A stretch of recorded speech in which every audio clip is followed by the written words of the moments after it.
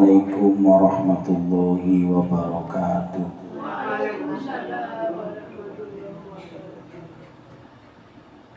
Bismillahirrahmanirrahim.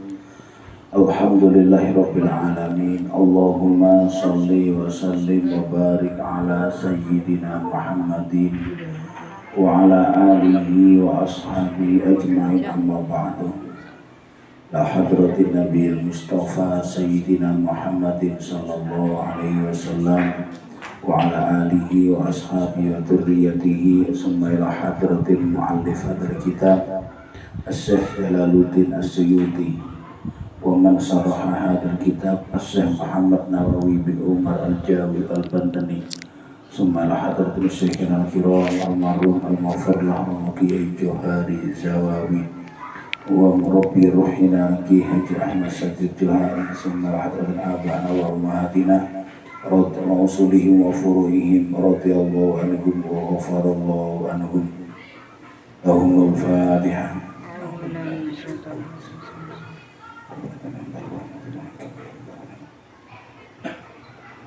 Bismillahirrahmanirrahim. Qala mu'allifu rahimahullah wa nafa'ana bihi wa bi'ulumi fid dharain amin ya rabbal alamin. Al-babu al-hadi asyara fi fadilatil masajid. Bab yang ke-11 menerangkan tentang keutamaan masjid. Sekarang kita bicara tentang keutamaan masjid. Kita dekat masjid. Terkadang masjid itu menjadi jalan lurusnya ke surga. Terkadang juga menjadi asbab neraka. Ketika bisa memenuhi hak-haknya masjid, maka masjid itu menjadi jalannya ke surga. Tapi ketika tidak bisa memenuhi hak-haknya masjid, atau maksudnya tidak bisa memuliakan masjid dengan benar, maka bisa masjid menjadi asbab murkanya Allah. Karena masjid adalah tempat yang memang disucikan oleh Allah Subhanahu wa taala. Alhamdulillah kita di sini masjid dekat ya. Kalau di Jawa itu biar mayoritas muslim, tapi jarak ke masjid itu jauh. Musola banyak, tapi masjid agak jauh. Kalau di sini per kampung, per lingkungan ada masjid. Bahkan di lingkungan kita, satu lingkungan ada dua masjid.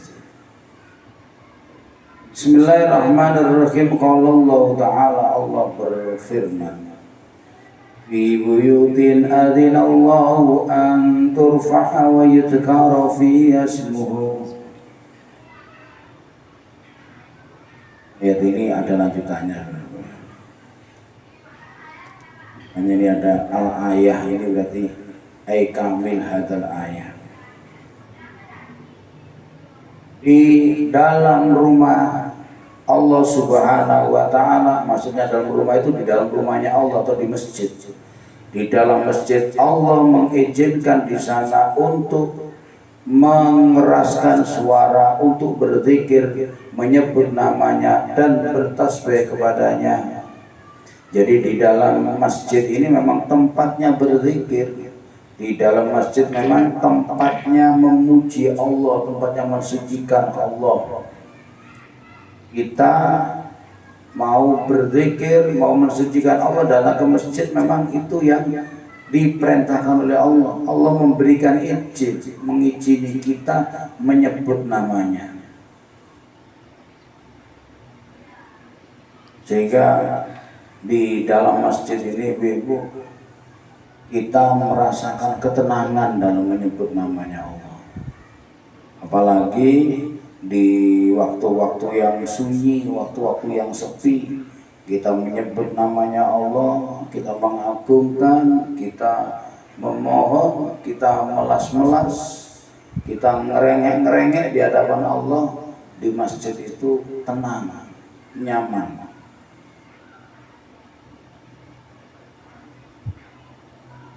Dan pengakuan siapapun dan di masjid manapun, asal masuk ke masjid rasanya itu sejuk.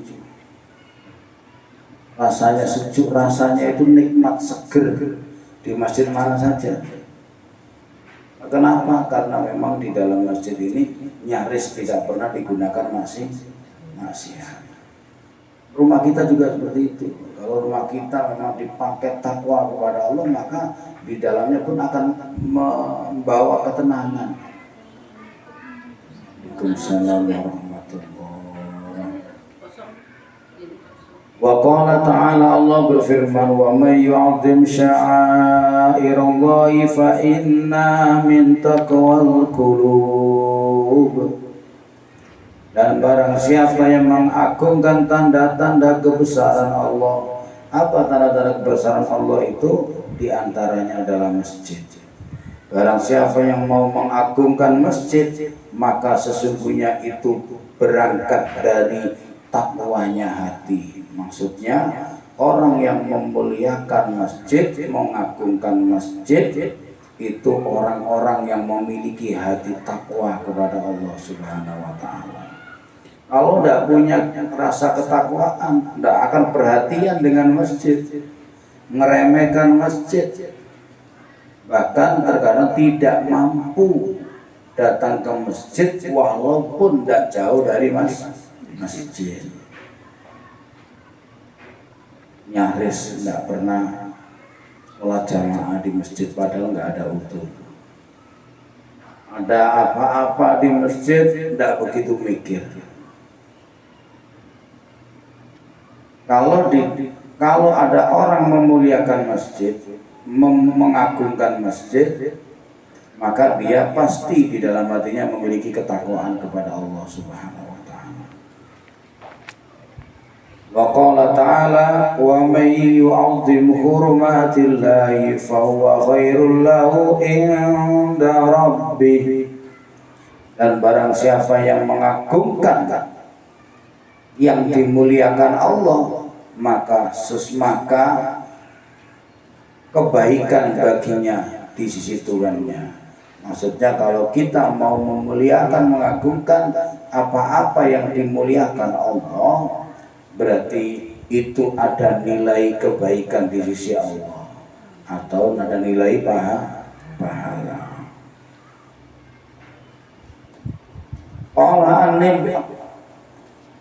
Qala an-Nabi sallallahu alaihi wasallam.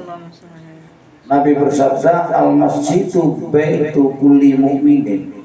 Masjid adalah rumah bagi tiap-tiap orang yang beriman.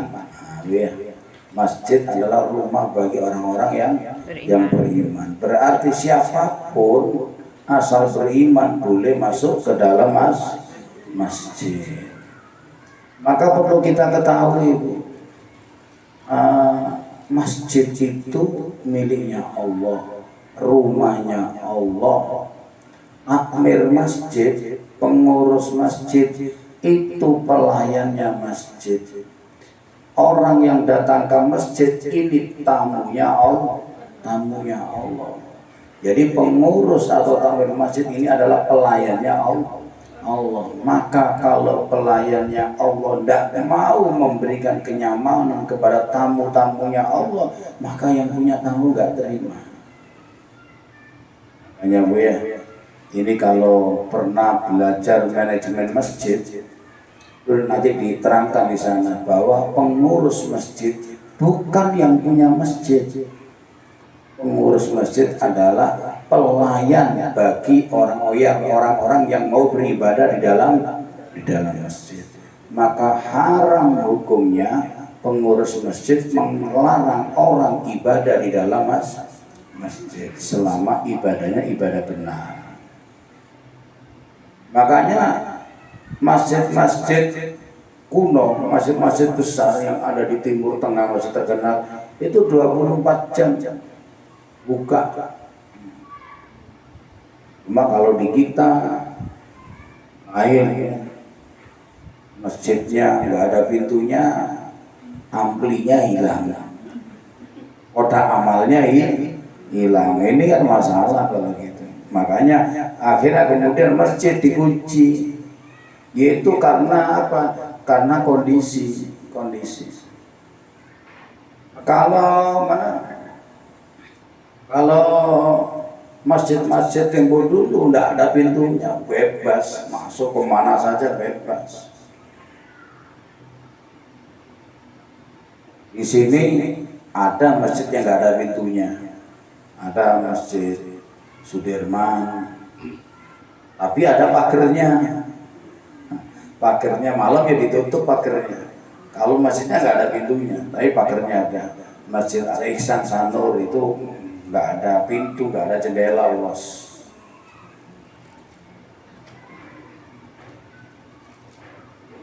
Tadi Rasulullah katakan bahwa masjid ini adalah rumahnya orang-orang yang beriman.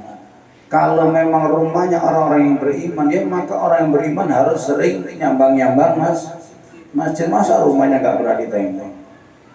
Maka ada penceramah mengatakan, bersyukurlah kalau sandalnya hilang di masjid daripada sandalnya nggak pernah datang ke masjid. Kalau sandal hilang berarti orangnya pernah ke masjid. Kalau sandalnya tidak pernah ke masjid, oh ini yang berat ya.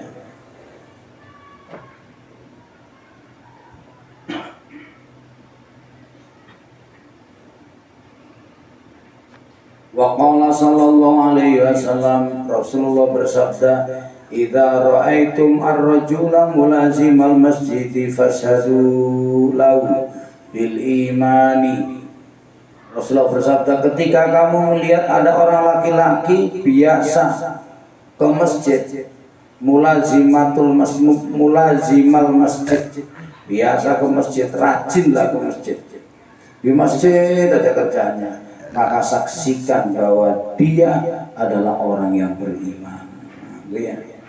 Jadi orang yang mau ke masjid berarti dia orang beriman. Maka hadis ini bisa dipahami. Dipahami apa? Mafhum mukhalafahnya atau kepahaman kebalikannya adalah kalau orang tidak pernah ke masjid berarti belum bisa disaksikan bahwa dia orang beriman, masih diragukan keimanannya kalau nggak pernah ke masjid. Ada kadang banyak selama hidup tidak pernah ke masjid kecuali hari Jumat, karena Jumatan di rumah nggak sah. Ada Jumatan pun tidak pernah ke masjid. Giliran mati mau dibawa ke masjid. Nah, ini kan berat ini.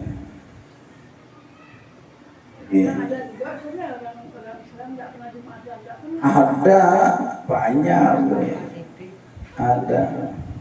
Dulu di rumah saya banyak gitu. Tapi sekarang alhamdulillah karena ijtihad tokoh untuk membangun masjid di sekitar itu, akhirnya dulu yang tidak pernah Jumatan mau sholat Jumat karena ternyata faktor terlalu jauh. Walaupun pembangunan masjidnya perlu pro kontra dengan pendapat tidak boleh satu desa ada masjid lebih dari satu, pro kontra. Tapi tokoh di sekitar rumah kami terus dengan dilewati dengan hinaan, cacian, cibiran, tapi terus membangun sampai masjidnya jadi. Ternyata akhirnya manfaat betul. Orang-orang yang dulunya tidak pernah ke masjid, bahkan Jumatan tidak mau datang, akhirnya sekarang mau sholat di masjid.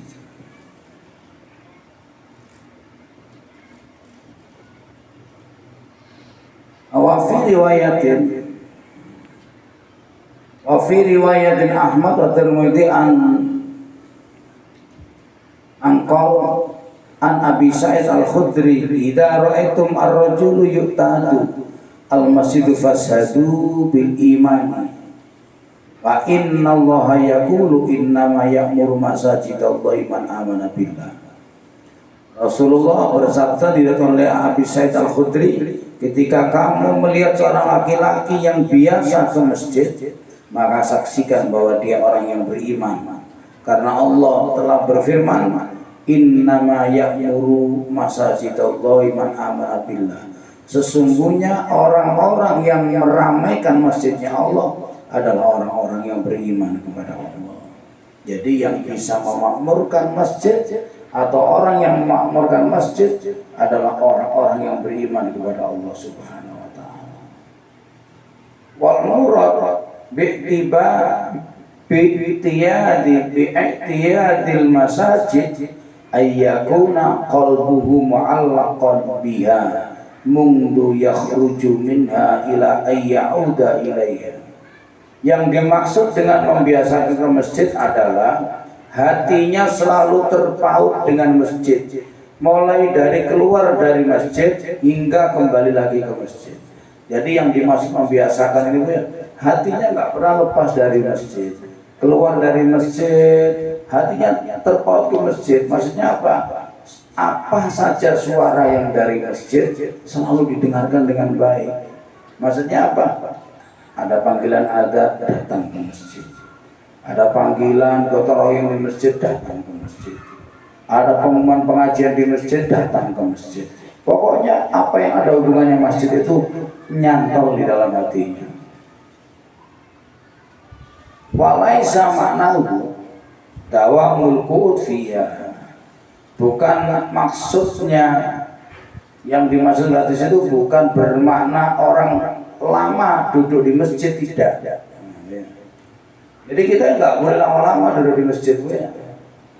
Duduk di masjid sampai saking khusyuknya di masjid, tidak pernah kerja, wirid aja. Nggak benar. Rasulullah itu kalau udah selesai sholat, kadang-kala beliau zikir, kadang-kala beliau doa, kadang-kala beliau salam langsung masuk ke rumahnya. Gitu. Apalagi ketika di rumah pekerjaan belum selesai, Rasulullah lagi masak sama Aisyah. Dengar adzan, ditinggalkan masaknya, langsung datang ke masjid. Selesai masjid, biasanya cepet-cepet kata Aisyah. Kalau udah Rasulullah masak, ke masjidnya cepet-cepet, salam selesai, langsung pulang, langsung masak lagi. Ini maksudnya apa? Maksudnya yang terpenting ingat dengan masjid.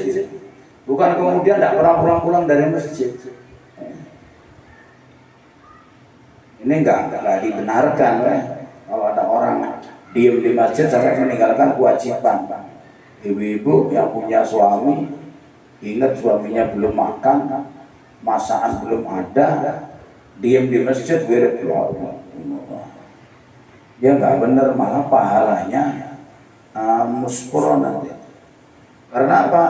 Karena pekerjaan di rumah itu sebenarnya pahalanya jauh lebih besar daripada ibadah mahdhah yang ada di dalam masjid. Di masjid paling sholat sunat 2 rakaat. Kalau nambahi paling 3-4 rakaat. Tapi kalau ibu-ibu di dalam rumahnya buatin kopi, kopi 1 gelas duduk gitu, disuguhkan, katanya Rasulullah pahalanya lebih utama daripada sholat 1000 rakaat. 1000 rakaat.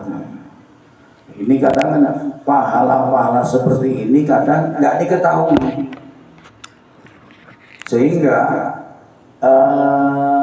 menganggap bahwa orang yang nggak pernah diem di masjid dianggap tidak senang ibadah. Yang dimaksud ini adalah pokoknya ada panggilan ke masjid, ya datang ke masjid. Selesai urusan di masjid, dia pulang. Karena memahami hadis ini juga tidak boleh melupakan hadis yang mengatakan bahwa Rasulullah pernah bersabda yang artinya, jangan kau jadikan rumah-rumah kalian seperti kuburan. Maksudnya apa? Di rumahnya tidak pernah dipakai ibadah sama sekali. Ya, makanya yang baik itu kalau yang sunnah-sunnah dikerjakan di dalam rumah, yang wajib dikerjakan di masjid. Wa qala sallallahu alaihi wasallam, Rasulullah bersabda, man takallama bi kalamid dunya fil masjid. Nah, ini ya, yang sering saya sampaikan, ini hadisnya ketemu. Man barang siapa takallama berbincang-bincang bi kalamid dunya, bincang-bincang dengan pembicaraan dunia, fil masjid, di dalam masjid. Dalam masjid ngomong urusan dunia, ngomong harganya motor, harganya HP, cabai harganya naik, tomat masak udah jelek harganya naik misalnya. Ini ya, ngomong yang halal nih. Tapi ngomong urusan dunia. Tapi ini ada yang mengartikan maksud urusan dunia ini jual beli di masjid. Katanya motor kamu mau dijual, iya. Berapa kasih? 10 juta. 7 juta ya? Oh iya dah, deal. Nah, ini berarti akad jual beli di dalam masjid. Ini. Di halaman masjid. Nah ini nanti dulu. Ngomong fil masjid di dalam masjid. Ahbatallahu amalahu arba'ina sanah, maka Allah akan menghapus pahala yang dikerjakan selama 40 tahun. 40 tahun. Ini omongan halal di masjid. Nah, coba bayangkan kalau ngerumpi, ngegosip, gibah di dalam masjid, ya Allah. Makanya ibu-ibu kalau mau gibah di dalam masjid, tawasul dulu sama Nabi Muhammad ya. Sebelum kita mulai, mari kita bertawasul dulu. Mudah-mudahan gosip kita diterima oleh Allah dan berkah. Al-Fatihah. Insya Allah tidak jadi ngomong ya.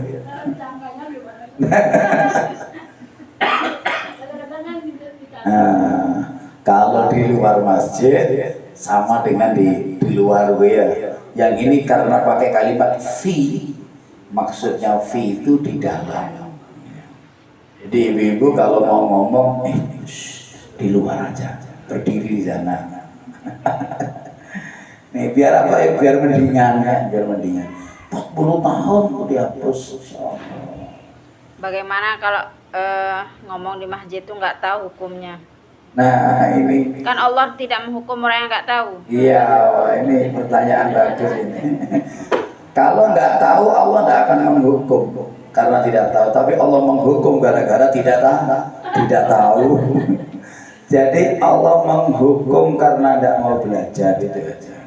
Makanya ibu-ibu kalau belajar, jadi hukum-hukum yang tidak diketahui itu dimaafkan oleh Allah. Asalkan mau pengajian. Kalau tidak mau pengajian, ya kena. Kalau lupa, tahu tapi lupa. Tahu sama. Bukan orang puasa lupa aja nggak apa-apa Bu ya. Kalau lupa ya, lupa hukumnya di sana. Ya mudah-mudahan tidak lupa gitu. Mudah-mudahan nggak lupa. Nih Bu ya. Kalau yang calon-calon misalnya di masjid itu. Calon. Pemilu. Gimana ini nomor 1 ini? Nomor 2, nomor 3, nomor 4, nomor 5. Nih Bu ya. Ibu-ibu kalau ngomong masalah pemilu silakan yang disenangi dipuji-puji. Ya, tidak apa-apa muji. Yang dipilih yang dipuji-puji. Tapi nggak usah menghina, memfitnah yang nggak dipilih. Nah itu masalah. Maksudnya kampanye di dalam masjid. Oh kampanye. Nah ini Bu ya. Sebenarnya kalau seperti itu kembali kepada tujuan yang ada di dalamnya Bu ya. Karena terkadang kam min amalin yutasawwaru bi suratid dunya fayasiru amalal akhirah bi husnil niyat atau dengan bi husnil qasdihi ya. Jadi terkadang kelihatannya ini urusan dunia kelihatannya. Tapi karena tujuannya tujuan akhirat, maka akan menjadi amalan akhirat. Ya tergantung nanti. Orang yang sebenarnya berkampanye itu kan hukumnya halal. Berkampanye itu hukumnya halal. Orang namanya mau dipilih, pingin dipilih nggak kampanye ya nggak ada yang milih ya. Kampanye itu hukumnya halal. Tapi kemudian orang kampanye itu mau nyalon itu ada 2 hal. Ada memang murni memperjuangkan umat, ada yang memang murni urusan dunia. Maka kembali di situ. Kalau bicara di dalam masjid, memang dia kostumnya kostum umat, ingin membangkitkan umat, membantu umat. Memang itu tujuannya. Perkara kalau sudah jadi lupa kan urusan belakang. Nah saat itu berarti itu masalah akhirat sebenarnya. Tapi kalau memang urusannya urusan dunia, ya, urusan dunia, ya tidak jauh beda dengan yang tadi itu bicara tentang urusan dunia. Kalau kampanye itu hukumnya halal. Siapa saja yang kampanye, ngampanyekan diri sendiri atau ngampanyekan orang lain, ya. Atau kita yang mengkampanyekan. Kamu pilih siapa? Saya milih nomor 3, saya nomor 5 saya. Nomor 5 itu gini. Boleh Bu menceritakan kebaikan apa yang kita yakini baik. Nah, kalau istilahnya muji-muji pilihan kita boleh, tapi jangan menjelekkan, jangan memfitnah yang bukan pilihan kita. Cuma memang orang ingin menang Bu ya, dengan berbagai macam cara. Yang penting dia menang. Ada kalanya dengan serangan fajar, ya. Padahal baginya sore-sore kok dibilang serangan fajar. Fajar itu kan subuh-subuh, ya. Ada yang model bagi-bagi sembako, ada yang model silaturahmi, menceritakan programnya, macam-macam modelnya. Kita mana yang kita yakini baik itu kita pilih. Ibu-ibu harus milih, harus nyoblos nomor yang mana. Kalau pilihan saya loh rahasia Bu ya. Pilihan ibu-ibu juga rahasia. Kalau masalah musik itu Pak, ada yang bilang nggak boleh di masjid. Nanti ini ada habis ini hadisnya ini ya. Ada habis ini urusan musik ini. Nanti Allah Ibnu Hajar Al-Haytami fi Tanbihil Akhyar, Imam Ibnu Hajar Al-Haytami di dalam kitab Tanbihil Akhyar berkata, wa sunnah ayyuqala liman angsyada fil masjidi sya'ran ghairu matlub. Disunahkan untuk bicara ngomong kepada orang yang berlaku di dalam masjid. Ini pas pertanyaannya. Kalau ada orang berlaku di dalam masjid, sya'ron, mendendangkan, menasyidkan sebuah syair di dalam masjid, ghairu matlubin, yang tidak dianjurkan atau yang tidak ada nilai pahala. Fatullahu faka salah sama rutin, dianjurkan mengucapkan Allah mencela mulutmu 3 kali. Allah mencela mulutmu, Allah mencela mulutmu, Allah mencela mulutmu. Ini ngomong atau mulutmu sudah tidak ada artinya di sisi Allah. Dianjurkan ngomong seperti sama orang yang berdendam di dalam masjid, tapi syairnya atau syair yang tidak ada nilai pahala. Kalau syairnya ada nilai pahala, misalnya sholawat, tidak apa-apa, baca sholawat. Makanya di Jawa itu habis soal azan baca sholawat, kadang baca sholawat naria, kadang membaca rukunnya sholat itu baca punya apa qiyamun takbiratun. Ini pernah dulu diajari atau cuma di Jawa aja ya? Terus apa lagi? Lupa saya. Pokoknya rukun sholat itu Fatihatun, ruku'un, tumaninatun, iktidalun, tumaninatun, sujudun, tumaninatun, julusun baina sajadataini wa tumaninatun. Dulu yang gak hafal cuma ikut tun gitu. Hafal dulu ya. Itu enggak apa-apa, karena apa? Di sana ada nilai kebaikan gitu. nggak apa-apa. Kemudian dituntut, apakah Nabi pernah mengajarkan itu? Waduh, kalau gitu ya sulit hidup ya. Sulit kalau kan, apakah Nabi pernah mengajarkan, apa Nabi pernah mencontohkan, ya sulit. Yo kita haram semua, orang Karangasem banyak masuk neraka. Kenapa? Nabi tidak pernah ngajarin GSBW tiap hari Minggu. Tidak ada gerakan sholat berjamaah hari Minggu, nggak mana ada contohnya. Tidak ada. Kenapa kok hari Minggu yang dipilih? Ya orang Minggu hari libur ya enak.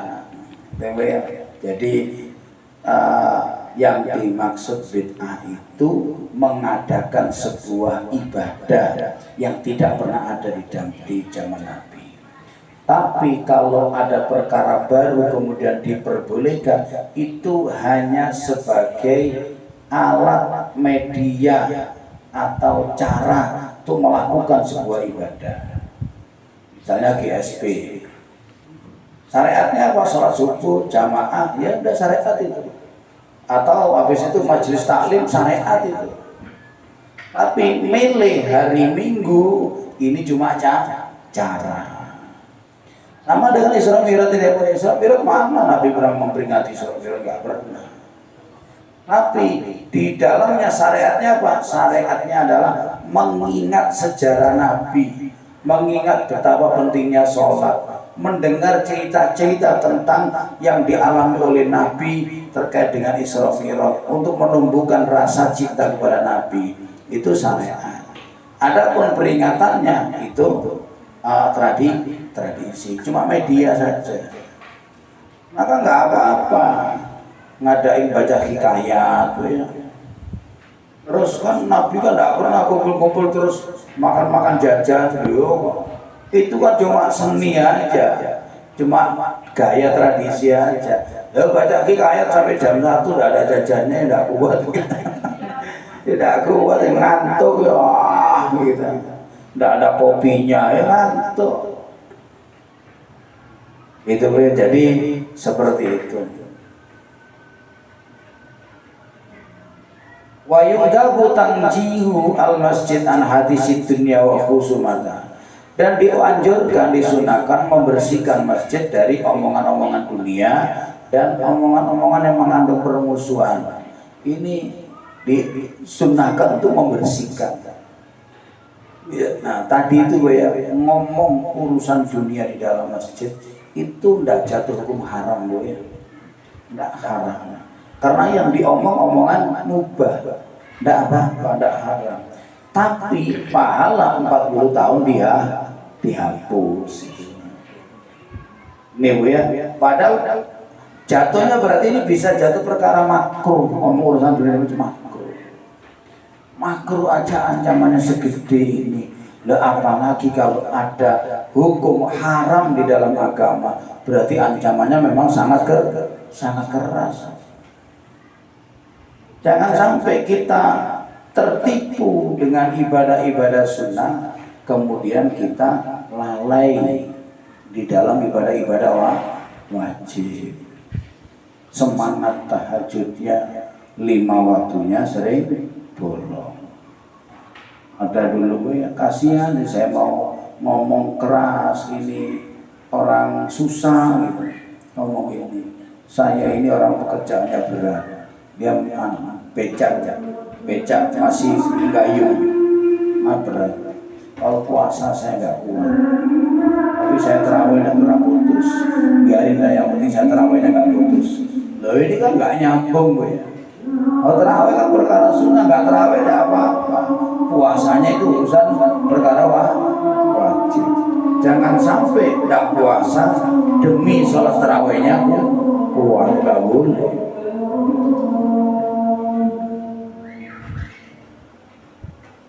Warafa sauti wasali silah wa yukrofan. Dan juga dianjurkan membersihkan masjid dari suara-suara keras, dari teriak-teriak. Tidak boleh, biar ingatkan orang teriak-teriak nggak boleh. Ayo kamu cari buka masjid, marahin anak kecil, tidak boleh ribut di masjid. Tapi lupa bahwa dia lagi marah itu berarti dia lagi ribut. Anak kecil gak dikasih ribut, yang tua malah ribut. Kamu nah ini anak kecil gak kasih ribut, dirinya sendiri ribut.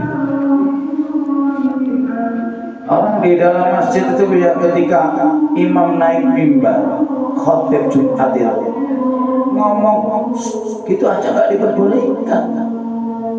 Ngomong jangan bicara, fakot lahu kata Nabi, udah hilang pahalanya Jumatan. Makanya harus hati-hati.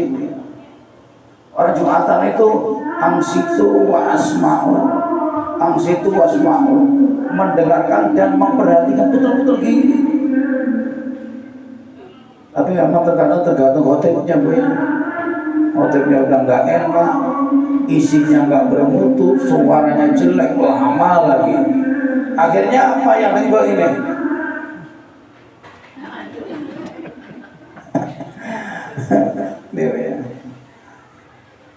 Ada teman saya disuruh khutbah, isinya baca satu hadis. Udah selesai, khutbahnya terus. Mari kita bersama-sama meningkatkan takwa kita kepada Allah Subhanahu wa taala dengan menjalankan perintahnya Allah dan menjauhi larangannya. Karena Allah Subhanahu wa taala bersabda, diterjemahkan barakallahu lana. Dan cukup segitu aja. Alasannya kenapa? Alasannya jangan sampai mengganggu orang ibadah yang semangat kemudian tidur gara-gara khutbah yang nggak bermutu. Makanya nggak boleh khutbah lama-lama ini, khutbah pede-pede aja. Tapi kalau isinya enak, kurang kadang sebentar sekali nggak terasa. Kenapa? Isinya enak, suaranya mantap. Wa yukrahu ayatakhidha minhu mahalan makhsusan la yusalli fihi ghairu. Dan makruh hukumnya mengambil tempat di masjid dipakai tempat khusus. Ibu-ibu ke masjid bawa sajadah, taruh aja di tempat saya, jangan ditempati. Tinggal pulang, awas ini tempat saya, sudah dikasih sajadah, nggak boleh. Di pondok itu dulu gitu, saking kepinginnya sholat di belakang kiai, masang sajadah dulu. Dia belum mandi udah pasang sajadah dulu, kemudian ditinggal mandi, biar datang belakangan dapat di depan. Kemudian dibahas di dalam forum musyawarah, basul masail, basul mawqufah dibahas, akhirnya hukumnya disepakati. Hukumnya kalau niat seperti itu hukumnya haram, dan cara memindahkan tidak usah pakai tangan, ditendang pakai kaki. Kenapa? Karena dia termasuk menguasai perkara yang milik umum. Kalau ingin ada di depan, dia berangkat lebih awal. Makanya di masjidnya Habib Abdurrahman As-Segaf yang ada di Siwun dan Hadramaut, di sana kalau Jumatan kepingin ada sok yang di depan, berangkatnya jam 3. Jam 3 malam berangkat, sekaligus tahajud, sekaligus sholat subuh plus sholat Jumat. Kalau nggak gitu nggak dapat sok di depan. Kenapa waktu itu kok sampai ada seperti itu, sampai bawa lampu ya, apa namanya lampu ya string, karena berangkatnya malam. Kenapa kok seperti itu? Ternyata di Masjid Habib Abdurrahman itu setiap Habib Abdurrahman yang jadi imam mengucapin salam, Assalamualaikum warahmatullahi wabarakatuh. Ada suara mereka jawab, Waalaikumsalam warahmatullahi wabarakatuh. Salam, Assalamualaikum warahmatullahi wabarakatuh. Ada jawaban, Waalaikumsalam warahmatullahi wabarakatuh. Ada yang jawab, tidak ada orangnya. Lah jamaah tanya sama Habib Abdurrahman, siapa tadi jawab? Itu adalah suaranya Rasulullah SAW. Nah karena itulah orang bondong-bondong pingin di depan, pingin mendengar suara itu. Dan sering kejadian, hampir tiap Jumat kejadian seperti itu. Itu karena imamnya seorang wali Allah. Alhamdulillah ibu-ibu dan pengajiannya dirahmati Allah. Mudah-mudahan kita dapat ilmu yang bermanfaat. Mudah-mudahan Allah ridha kepada kita, Allah berkahi khusus kita. Amin. Al-Fatihah.